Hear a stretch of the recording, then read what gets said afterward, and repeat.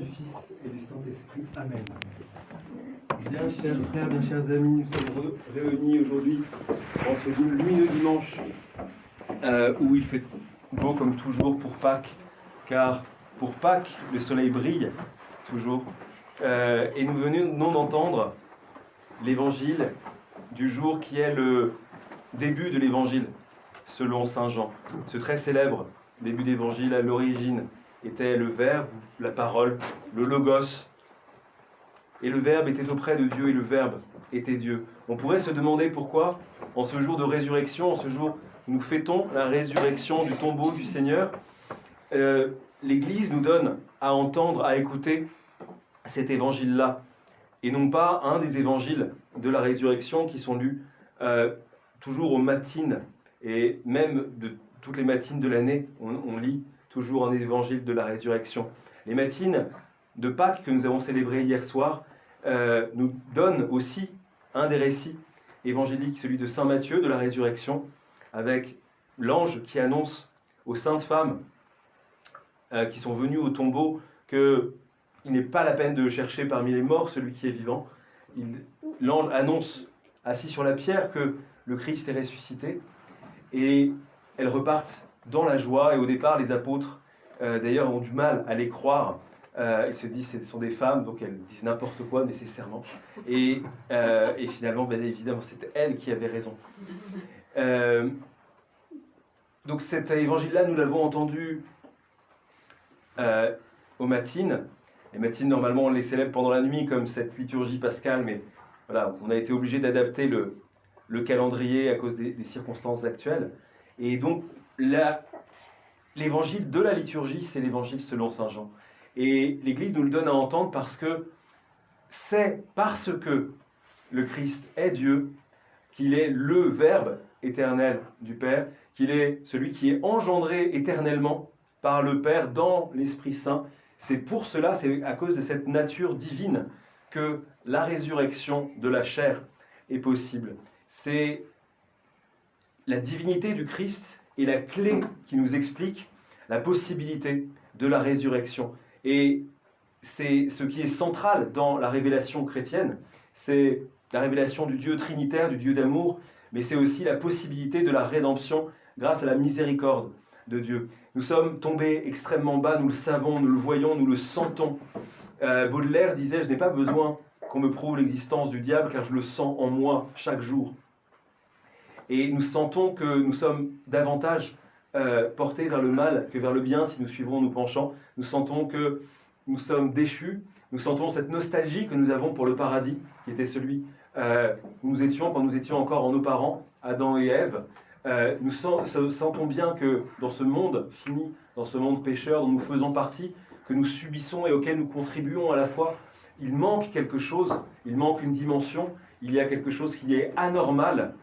Eh bien, cette chose anormale qu'il y a, cette chose qui fait que même dans les plus grandes joies, il y a toujours chez l'homme une part de nostalgie, une part de mélancolie, qu'on ne peut jamais véritablement se satisfaire d'aucun des biens matériels que nous pouvons accumuler, d'aucune des joies terrestres que nous pouvons vivre, s'il y a toujours un arrière-goût de manque, si rien ne peut totalement nous satisfaire, eh bien c'est parce que nous ne sommes pas faits pour ce monde-là.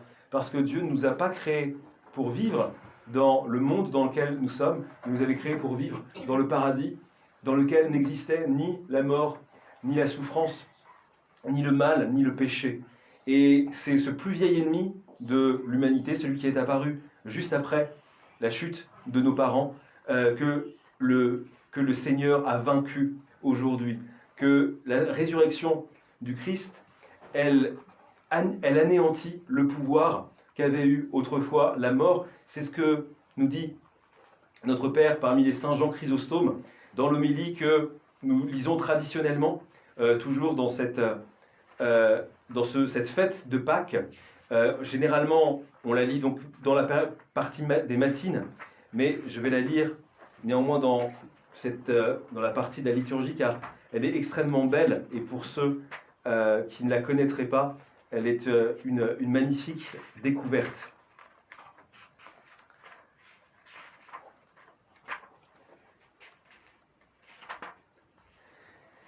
Homilie de notre Père parmi les saints Jean Chrysostome, archevêque de Constantinople. Que tout homme pieux et amant de Dieu jouisse de cette belle et lumineuse solennité. Que tout serviteur fidèle entre joyeux dans la joie de son Seigneur.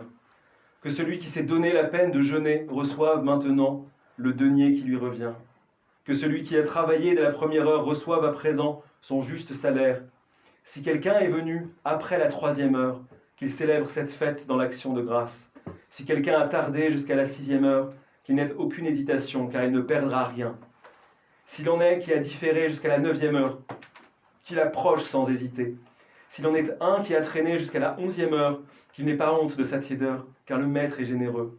Il reçoit le dernier, aussi bien que le premier. Il admette au repos celui de la 11e heure comme l'ouvrier de la 1re heure. Le dernier, il lui fait miséricorde et il prend soin du premier. À celui-ci, il donne, à l'autre, il fait grâce. Il agrée les œuvres et reçoit avec tendresse la bonne volonté. Il honore l'action et loue le bon propos. Ainsi donc, entrez tous dans la joie de votre Seigneur, et les premiers comme les seconds, vous recevrez la récompense. Riches et pauvres, mêlez-vous. Abstinents et paresseux, mêlez-vous pour célébrer ce jour. Que vous ayez jeûné ou non, réjouissez-vous aujourd'hui.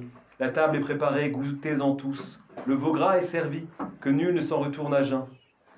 Goûtez tous ce banquet de la foi, au trésor de la bonté. Que nul ne déplore sa pauvreté, car le royaume est apparu pour tous.